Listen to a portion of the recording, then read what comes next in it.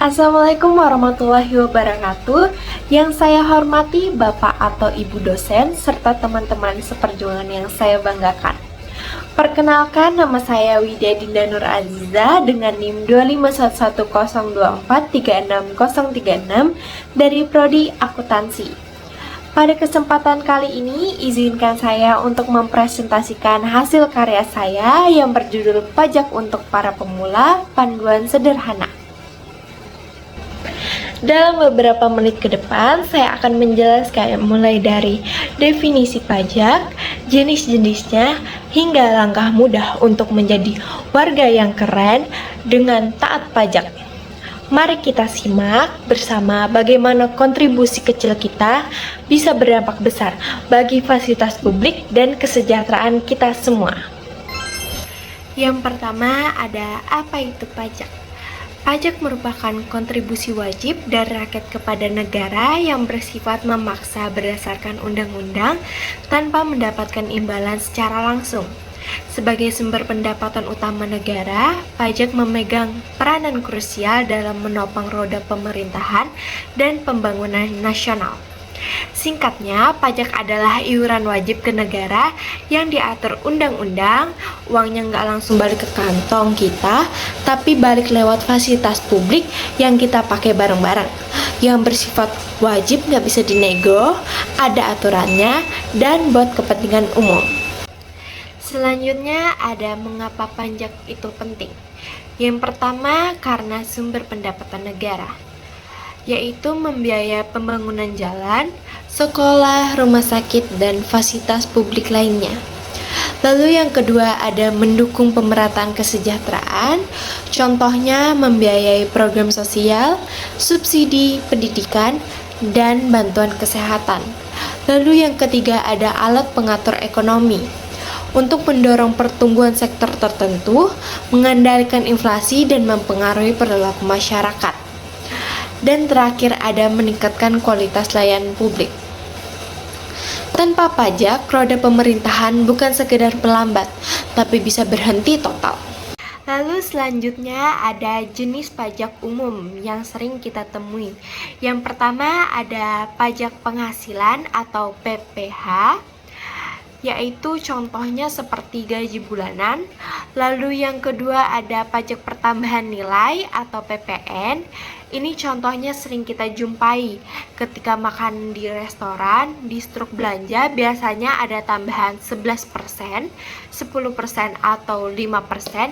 Nah, itulah PPN yang kita bayar sebagai konsumen. Lalu yang ketiga ada pajak bumi dan bangunan atau PBB. Contohnya, setiap setahun sekali, pemilik rumah atau lahan itu wajib membayar pajak kepada pemerintah berdasarkan luas dan lokasi propertinya. Yang terakhir adalah PDR atau pajak daerah dan retribusi. Berbeda dengan pajak pusat, PDR ini dikelola oleh pemerintah daerah. Contohnya adalah pajak kendaraan bermotor, pajak hotel, hingga retribusi parkir yang dananya digunakan langsung untuk pembangunan di daerah tersebut. Lalu yang kelima ada cara menghitung pajak. Yang pertama ada pajak penghasilan atau PPH. Rumusnya itu seperti PPH terutang sama dengan penghasilan kena pajak dikali tarif pajak. Lalu yang kedua pajak pertambahan nilai atau PPN. Rumusnya itu PPN sama dengan harga barang atau jasa dikali tarif PPN.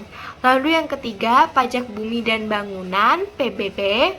Rumusnya PBB sama dengan nilai jual objek pajak dikali tarif umum.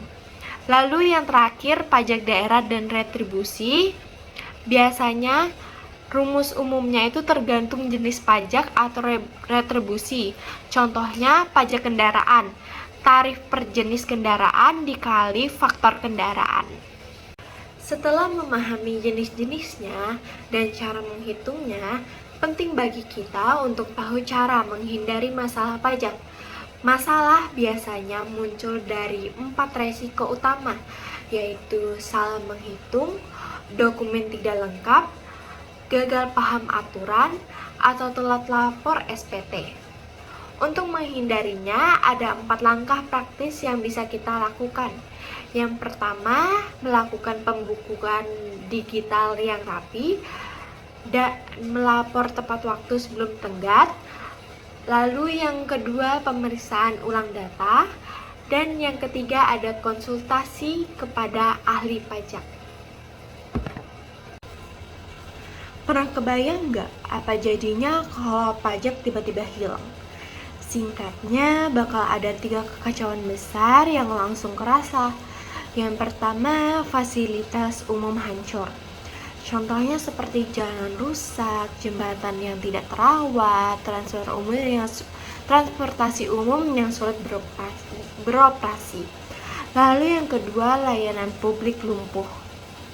Dan yang ketiga, bantuan sosial hilang, seperti bantuan untuk masyarakat kurang mampu, subsidi pendidikan dan kesehatan akan hilang.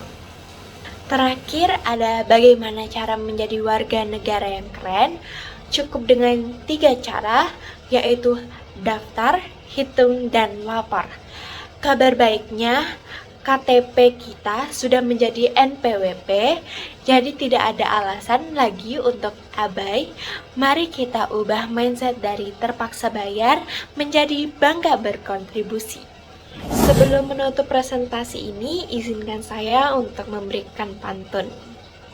Ke pasar baru membeli kemeja, pulangnya beli martabak. Kalau mau Indonesia jaya, jangan lupa bayar pajak.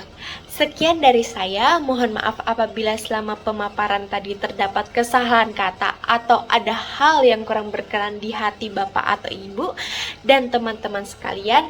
Terima kasih atas perhatian dan kesempatannya. Wassalamualaikum warahmatullahi wabarakatuh.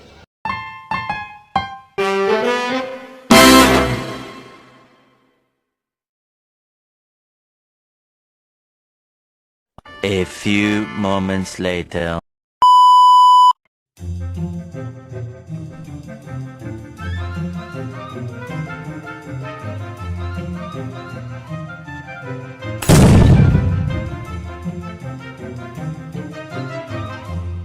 Are you down for this? You're in the mood, can take it to the moon, just like a movie scene.